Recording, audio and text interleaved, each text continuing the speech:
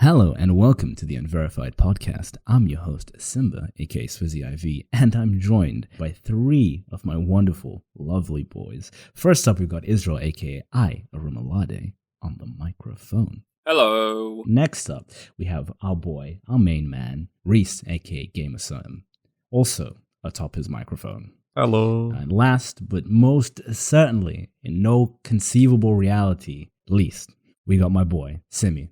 But you may know him better as Tamgo2474. Thank you. I appreciate that. Hello. What's up, everybody? I hope everyone's had a good week. It's been a beautiful last couple weeks in the United Kingdom, actually. There's been sun outside, which is fantastic because it means I can sit inside and look at Premiere. And every once in a while, I can glance out my window and there's sunshine, which is fantastic. Yeah.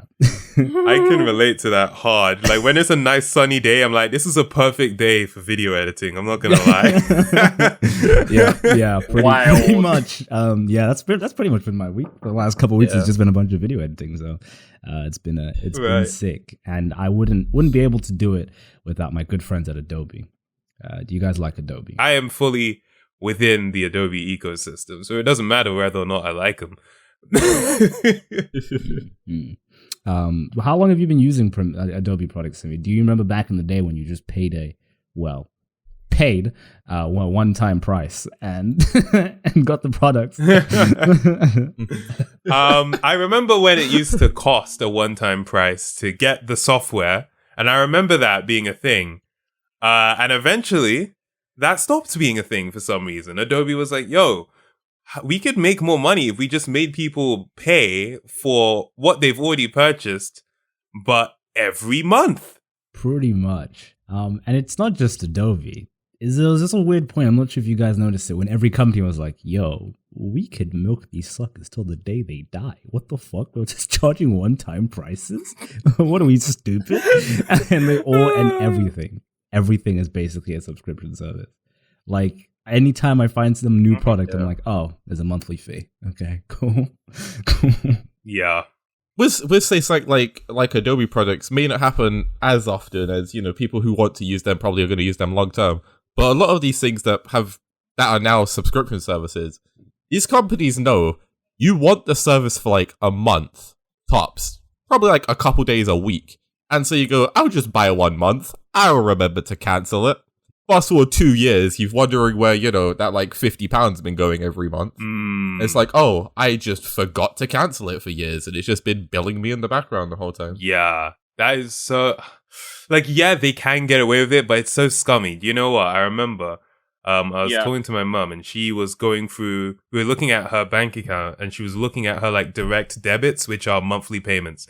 And then we saw that there were these two payments of $8.99 a month, like two separate ones, going to Know How, which is Curry PC World's like insurance company where if you damage your product, you can send it to them and they'll fix it. This was for a laptop that she purchased in 2012 and that has been broken since 2014.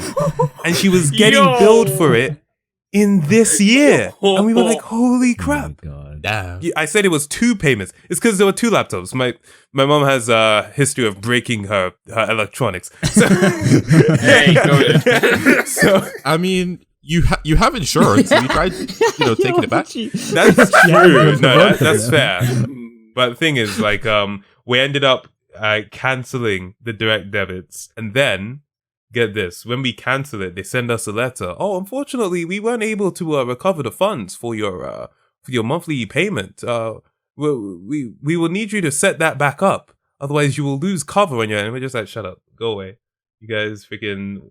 The audacity. At least they let you leave for free. That's cool. Wow, curries are nice. But if you try and cancel an Adobe subscription, the way it actually works is Adobe products is technically a monthly subscription, but it's actually a yearly subscription that you pay monthly. So you actually technically sign up for a yearly subscription that you pay monthly. There's a similar thing, and another service I know that does that is like the Odeon Unlimited. So you pay for a yearly subscription, but they bill you monthly for it. Because of that, if you ever try and leave early, so before that year ends, they'll charge you a cancellation fee, which is oftentimes, I think it's usually just like the remaining balance. So they'll be like, 6 months through your contract, we're going to charge you like £400 or whatever. That's not freaking right. Like, that I'm No, it's used not. to the monthly and the yearly subscription model. Often when you go on a website or you're looking at a service, it will say you can pay monthly, which will be this much, or you can pay for the whole year, and then you can either pay it as a lump sum or charge monthly. So they give you options, right? An example, and it's so funny that we're talking about this, because literally 20 minutes before the podcast recording that we're doing right now, I switched my Amazon Prime from monthly payment to yearly payment because I would get a discount of 2 months off for doing that. But at least they give you the option, right? There's no cancellation fee or bullcrap. So for Adobe to do that, that is so wild, and I wouldn't expect anything more from them. What is the cancellation fee even paying for? The owner's yacht or something? Legit. I've had a experience like when I had to like retake a year, I was technically no longer a student, so they took that away from me. They also didn't like basically let you just convert back to the student for some reason. And so they tried to do a cancellation fee, in which they were like, oh, that cancellation fee? Oh no, you're back with us? I don't know, forget about it. Didn't happen. You don't actually need to pay that anymore. Oh, they It's like, revoked why? it because you were coming back? Yeah, I have a friend who had a similar experience. If you just bully them, they'll basically just back down. So she was paying for Adobe because she's an art student. She finished uni and she was like, "Yo, I can't be really paying for that no more." But she forgot about it, so it was running for a while, and she was still getting billed. And then she went to cancel, and they're like, "Yo, we got to charge a cancellation fee." Beforehand, she would have been happy to just end the billing and you'd be like, I lost the money, whatever. But then they're like, "Yo, we're charging a cancellation fee." So she went full Karen. She wrote a full script. She was like, "Yo, y'all are racketeering. You can't be doing this. This is predatory. Like, this cannot." The funny thing is, in a lot of ways, she was in the wrong. She missed an email that told her she was still paying. But if you just bully them hard enough, she basically got them to remove the cancellation fee and give her money back. No. I've seen many examples of this. Yeah, if you bully them, they don't care. And that's like a thing. That's like a consumer tip. Obviously, don't be rude to customer service. They're just people just trying to freaking make their money. But when it comes to corporations, bro, be firm. Be firm. Be like, yo, give me my money back. I'm not with Simi on this one. I'm gonna have to caveat. Listen, they work for the company. It's collateral damage. All right. Listen, if you're on the front lines and I need to get my refund, you're gonna catch smoke.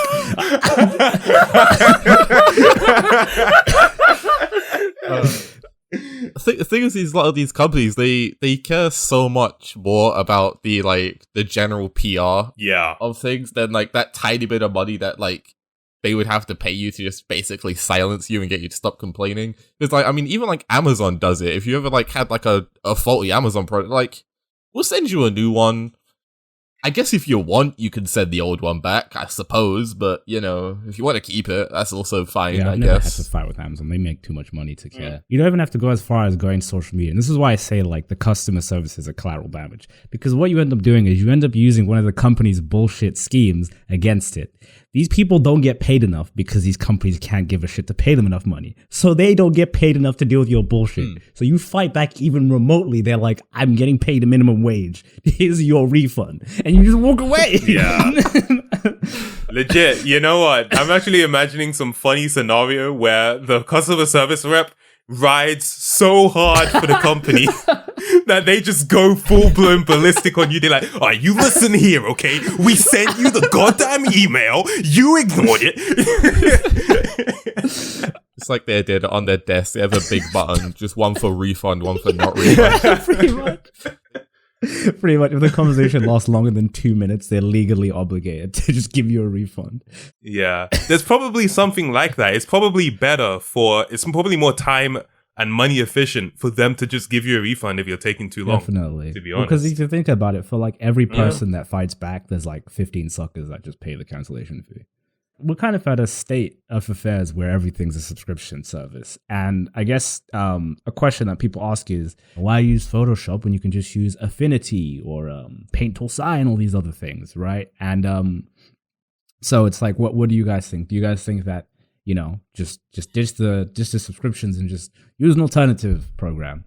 Or is there more to it than that? Usually, most time people just don't know. The reason I knew about alternative services today was because of like random people posting stuff on Twitter about alternatives to Adobe products. These and alternative things like Photoshop. one of the like things are like, if you can't afford Photoshop, use Paint.net. Now I love Paint.net, but like, let's be real, it's no Photoshop. Yeah, you're not. More programs need to be of the same quality of like the Adobe suite for people to be willing to just be like, fine. I think even beyond quality, I think speaking, I guess, from me who has like used it actually on a professional standpoint, an issue that you run into very quickly when you work with like products professionally is you are hemmed into whatever everyone else is using. Like every single Premiere user knows exactly what I'm about to talk about. Sitting down. It's the 15th crash of the day. Your timeline is running slow as hell, and you have an 8 gigabyte graphics card in your computer, and you're like, all right, let's go to the Blackmagic website. Let's just see what this is all about. Yeah. and you go and you download DaVinci Resolve, and you're like, let me try it. And I did that. And I think DaVinci Resolve, for instance, as an alternative to Adobe Premiere, as an editor, is actually really good. And from a color grading standpoint, it's literally industry standard. I think it's a really good program. The reason why I haven't stuck with it is because of two reasons. One, everyone I work with uses Premiere. So if I'm working collaboratively with people and I send them a DaVinci Resolve file, they're going to be like, what is this? First and foremost. And then secondly, it's the programs that are being made for it. There are so many plugins made for Premiere, and that's just not the case for Blackmagic. So like there's certain projects where I'm like, I can't do this on DaVinci Resolve because the plugins and the systems aren't there, and it's going to take me longer than it should do. Yeah, no, that's it. I have DaVinci on my computer, and a goal that I have for this year is to learn how to use DaVinci Resolve. But a big problem is, it takes time to learn how to get really good with a program. It's like this thing that I can do in an hour is going to take me 6 hours to figure out how to do in DaVinci Resolve. Yeah. One tip I'll give to somebody who is attempting to move over, if you are on Premiere, or this is just the case for any program, if you're already on a program and you have a lot of shortcuts, move your shortcuts over first. That will make your transition a lot easier. But I think it's people like you that's the problem here. So? You said, you're working with other people and you want to be helpful to other people, Don't do that. You keep using DaVinci, right? If your file can only be, say, opened in DaVinci Resolve and you give it to somebody else that you're working on a project with, they then use it a bit and go, this actually seems a little bit better, And maybe they adopt it. And then when they work on a project, and just spread it, Stop I'm being totally helpful with to you with people. making everyone else's life a misery. And if this was like a university group project or just a team thing, that's fine. But my helpfulness affects my chances of being homeless, so I'm just going to keep using them.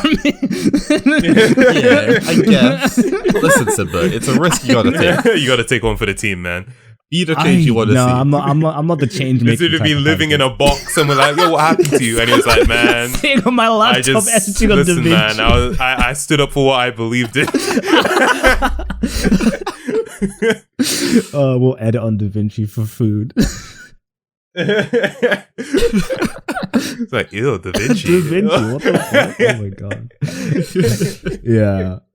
Do you at least know Sony Vegas, bro? Like, ew, what the flip? Yeah, and I think especially with the Adobe products, and I can only speak for them from an editing standpoint, one of the things that's kept me in the Adobe ecosystem so much is how well the programs work together.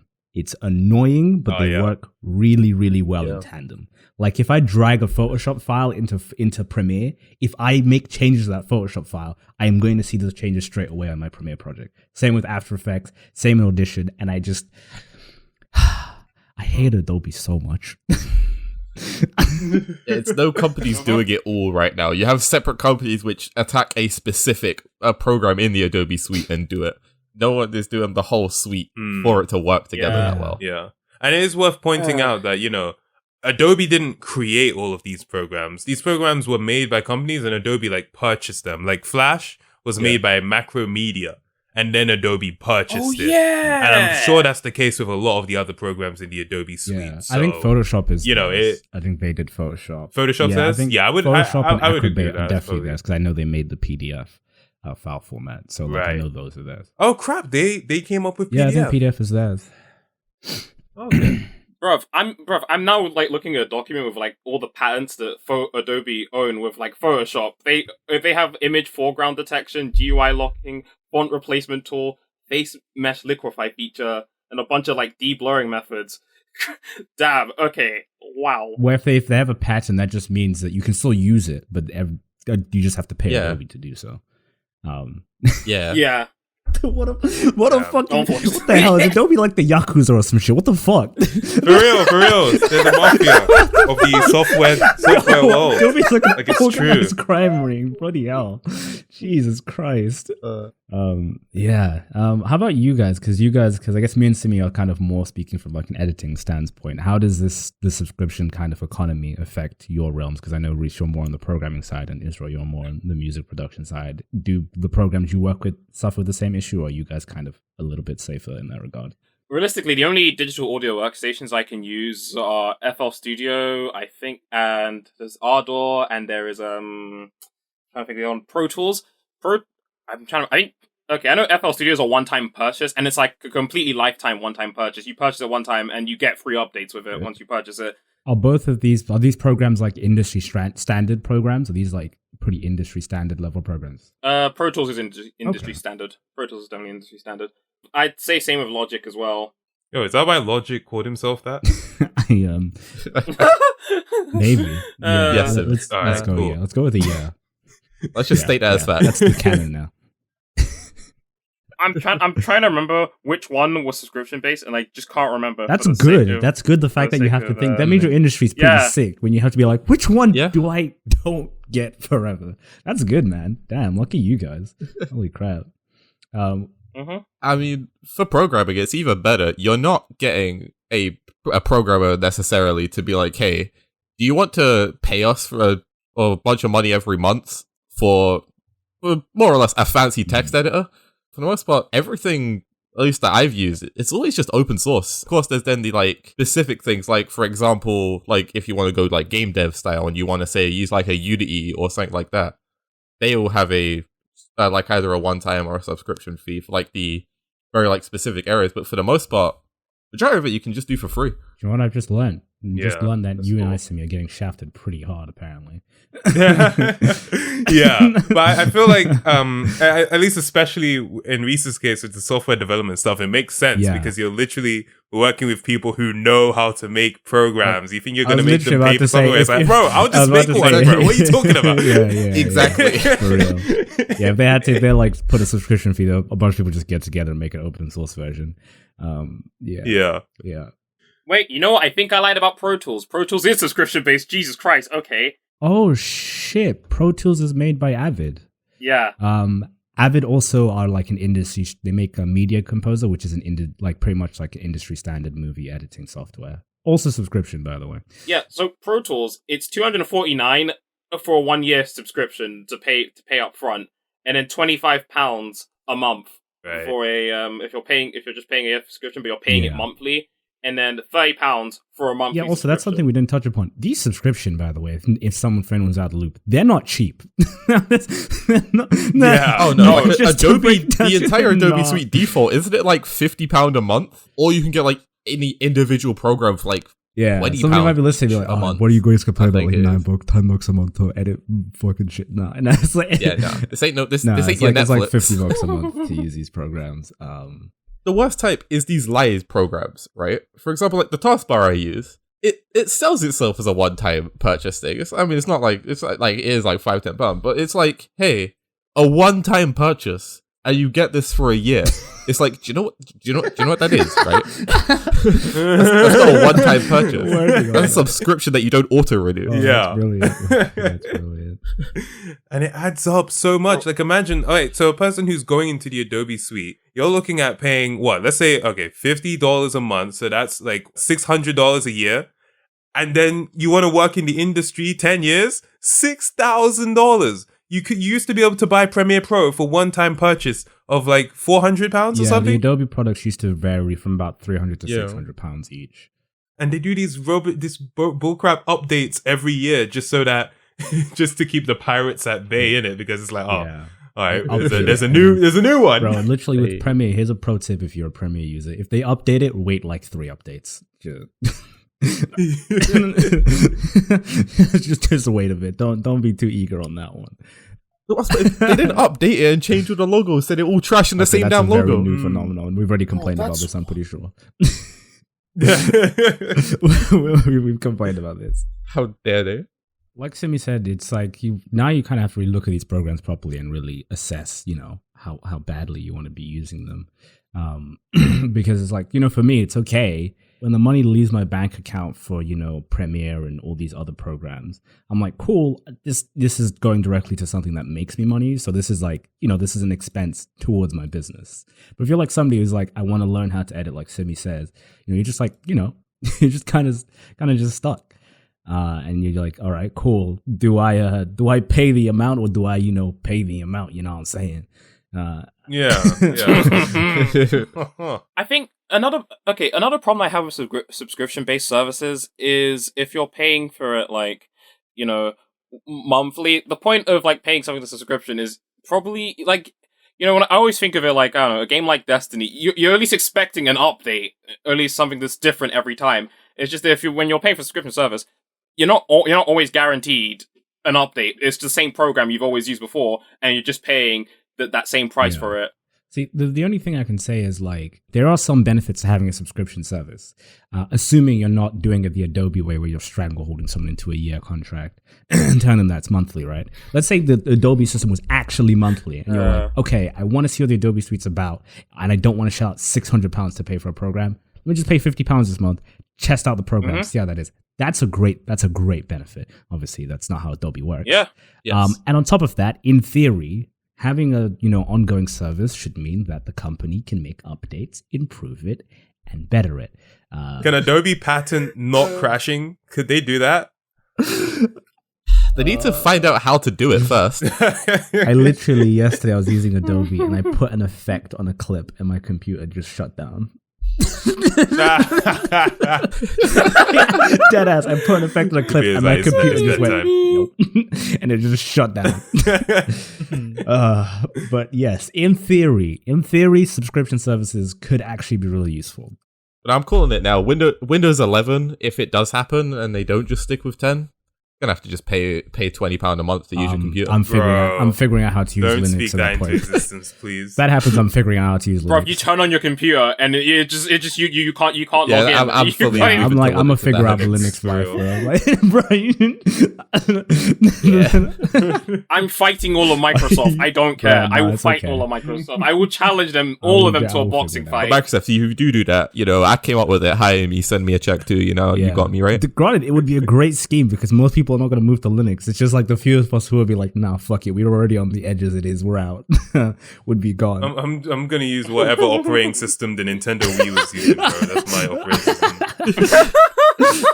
I think I said, but they wouldn't have a choice because everyone personal computers may switch to a Linux or Mac, but all the industry for everything, they have all this custom built software that they've paid thousands and thousands of pounds to be developed, which only works on Windows, and so they would just have to stick with an outdated Windows or just pay up. Yeah, I think the biggest issue with these subscription services at the moment is the lack of competition. Until people start developing programs for stuff like DaVinci and those programs get better and people slowly move over, we're just gonna have to suck it up and pay the money, baby. Pay the money, baby. Pay the money to make great things. And you know what some people like to make with these programs? The same games, but again, isn't that sick, guys? Don't you just love that? I love my 6 copies of Skyrim. I'm still surprised they haven't announced Skyrim for the PS5 yet. Even Bethesda realized, PS5 ain't got games and want it yet. But yeah, these companies really be loving the whole remake vibe. There's a specific case. Apparently, a certain game might be getting another remake. If I'm reading that correctly, right? Yeah, indeed.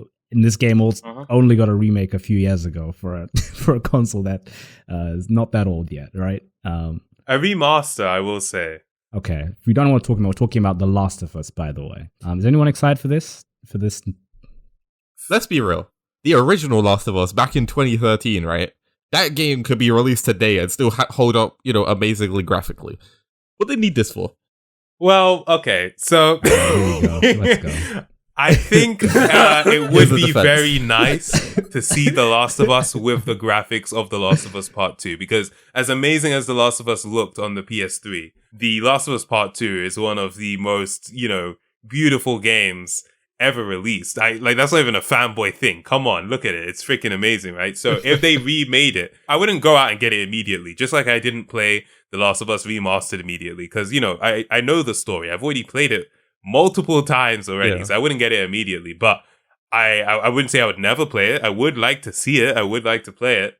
Originally, it was being handled. So the remake was being handled by, I believe it's called Sony Bend, which is the studio that produced Days Gone, the zombie game that came out a couple of years ago. But they've been pulled off, and Sony wants Naughty Dog to handle that. And so a lot of people are like, bro, why are we getting The Last of Us again? Instead of a new game. It's like, let Naughty Dog work on new games, because, Naughty Dog, they have The Last of Us, which people love for some reason. They have the Uncharted series everyone loves. They make good games. Even back in the day, they make Crash Bandicoot, they make good games. Just let them make new stuff, See, I wonder if maybe they don't want to make new stuff, because they're also working on or at least Neil Druckmann is working on the television show for The Last of Us right now. It almost seems like Naughty Dog is in this position where they have to produce these absolute blockbusters to be considered worthy anymore. I've seen people saying, why don't they make another Jack and Daxter game? And it's like, I don't think they can. I actually don't think they can. Sibby, you said the TV series that they're making, right? That's based on the events of the first game, right? So I wonder if the reason they're having a remaster or a remake is to aim for it to come out at the same time, and the remake can market the show and the show can market that, and they both just profit. That makes sense. Actually, I never considered that. Making business moves. Yeah, I think I just don't want The Last of Us to become Skyrim, where they feel this necessity to just have Last of Us everywhere because it's this game that they're now held up for. And this is the standard now. And I don't really want that. They Horizon Zero Dawn, for example, is now on PC. That's no longer an exclusive. If Last of Us starts venturing to other consoles too, and they're like, "Hey, other consoles can have this," no, of course, never. Sony will never let anybody have Naughty Dog ever. It's just not. But that's what I'm saying. So, if a Last of Us or Naughty Dog ever even gets to see another console for half a second, maybe then I'll agree with you that it probably will become the new Skyrim, be on everything, remastered for everything. In that case, if they're gonna remake Last of Us, then Microsoft should get on and remake Halo 3, because I want Foundry back, please. Have they released that new Halo game that they're working on yet? No. Halo Infinite is not. I would assume they're remaking it because of all the hate the graphic got, right? Yeah. What was that? What was the name of that guy? He got a name, like the alien. Craig, yeah. The Brute. Okay, the Brute. Yeah, Craig. Yeah, it's Craig. Yeah. Yeah, shout out to my guy Craig. They delayed the game so that they can make Craig a more central character. Well, Craig has a story to tell. They actually even joined in with the memes as well. I don't know. I didn't mind the art style of the game. I thought it was fine to return to a more. I don't think it was art style, cartoony style. Because I've always seen. More that the game didn't look very, I guess, buzzwordy. Next gen. Right. I think people, when they're looking for Halo, they were looking. a lot of people, they were complaining about the art style. Blow their socks off, and it didn't really look like a next gen title. And I'd agree, even with the art style. Yeah. What that doesn't take into account though is that, these consoles are new. The developers haven't had much time to push it to its full boundary yet. The best looking games on the PS3 didn't come until the end of the console. The best looking games on the PS4 also didn't come until, 2017 with God of War, 2020 with The Last of Us Part 2. Oh, wait. Yeah, that was a PS4 game, yeah. So, yeah, it's like, these I guess consoles that's just need it, that though. time. It's like, I guess people are expecting, like say a new PS5 game or a new Xbox, whatever it's called, game, doesn't necessarily have to push that new console to its, limits, but it should at least, look and feel of a similar quality. Say, like, a PS5 game coming out should look and feel like a PS4 game, at the end of its lifespan where they are pushing that console to like its extreme limits. Yeah. And then maybe be able to go a little bit further. And I guess it just didn't really feel like it had that. Dated for the current gen. Yeah. Have you seen a meme which was like, it will show the original game and then it will show the remaster of a game and the brightness is just turned up 300% and that's it? Yeah. Because, what's it? They're doing a remaster of the original trilogy for Mass Effect coming to next-gen consoles. And I saw a trailer and I just liked it because I'm a fan of Mass Effect. But looking at the side-by-side, now, granted, it's a remaster, not a remake. But it is like, this isn't that great. Like, it's not that good. I mean, if you have Mass Effect on PC, you pretty much can get this. You know, it just looks brighter. Like, basically, the shadows, you can see what's in the shadows now. Yeah. Like, that's basically what it is. So, it's pretty much brightness 300%. I think that, you know what's interesting about remasters and remakes? I think now, at least, I think more of us being on, like, PC kind of makes us like, why would we care for the most part? Because especially for a remaster, it's like you're just making the game look like what it looks like on PC, but for console people, I guess. Are you guys okay with the trend of these games just constantly being remastered and remaked, or do you think it's getting in the way of, you know, getting new content and new IPs out? I think it is getting in the way. Personally, it's just like I'd rather developers make, you know, newer IPs and new games, so the gaming world isn't just full of the same cards, your FIFAs, and then that one random indie game everyone plays for a while. See, on one hand, I want all these companies to make new games. I want, say, Naughty Dog to make new games, even Bethesda make new games, everyone to make new games. And on the other hand, I'm still waiting for, you know, to be able to play Banjo-Kazooie again. I want that game. Give me it on Switch, Nintendo, Microsoft. Make a deal, okay? Figure it out. Give it to me. Everyone wants it. Just do it. Yeah, I feel like it's one of those things where there is a very good financial incentive to give people what they've had before because you know there's a pre-existing audience for it. It comes in TV shows, games, movies, except for books. Books are the only things that don't get remastered. I wonder why. Maybe it's hard to remaster literal text.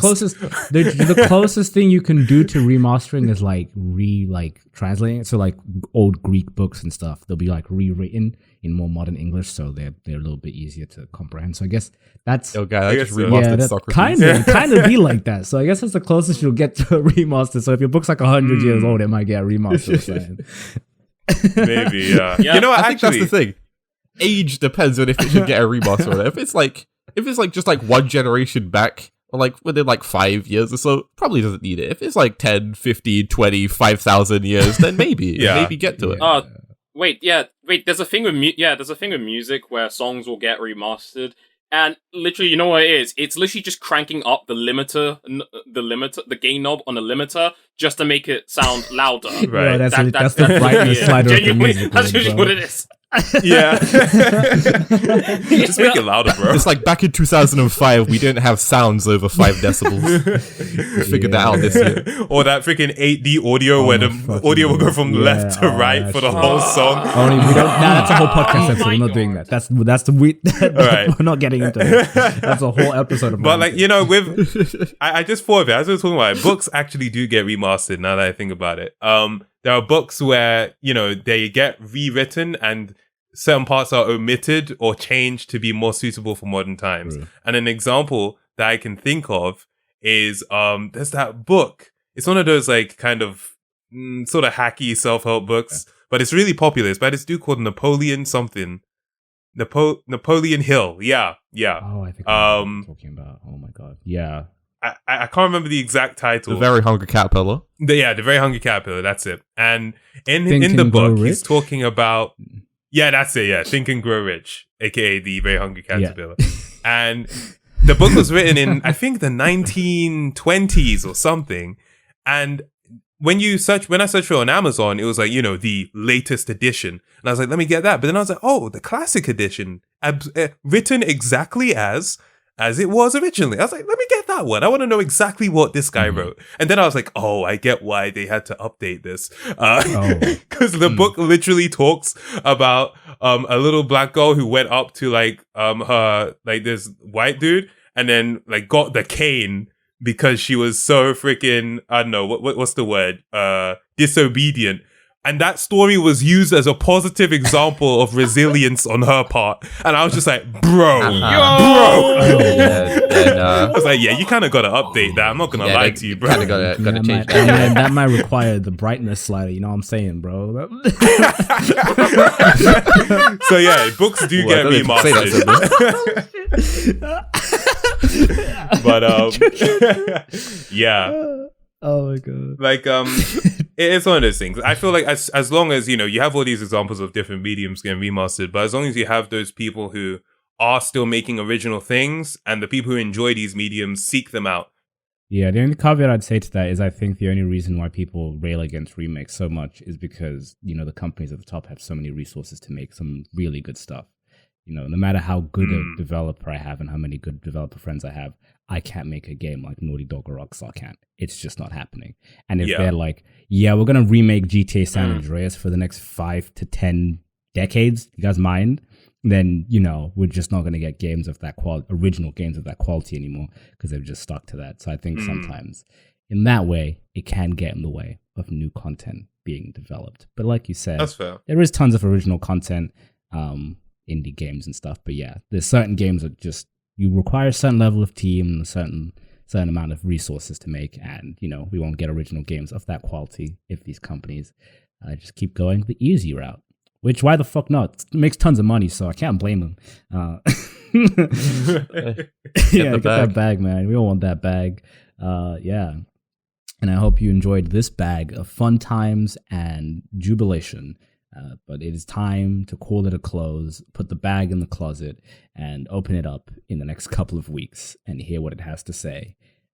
Maybe then go talk to a therapist because you shouldn't be talking to bags. That's probably not very healthy.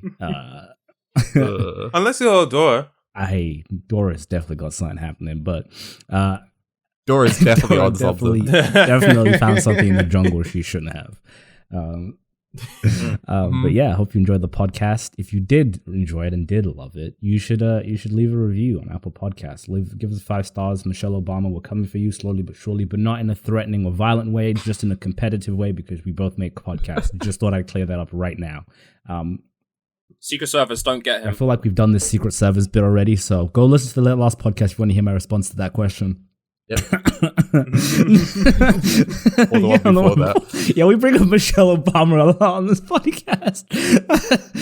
Yes, you, don't you? It's we. It's you. It's only you. It's actually you.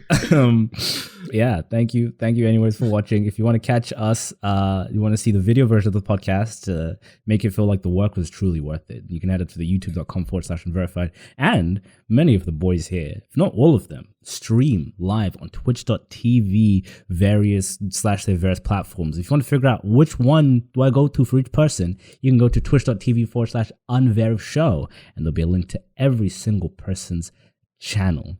And you can find out when they stream, all their schedules, the usual. I think that's everything. Is there anything else I need to add? I don't think so.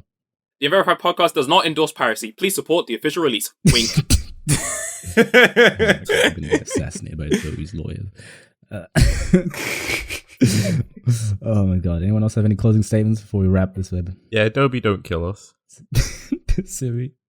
Would be appreciated. If this is the last episode, you know who did it. True. Yeah. True. If the 4 of us don't show up on the podcast anymore, you know what happened. Real. Anyways, we're gonna cut this show. See you later. Stay safe and stay absolutely beautiful. But I'm sure you will. Goodbye. Peace. Bye. Bye.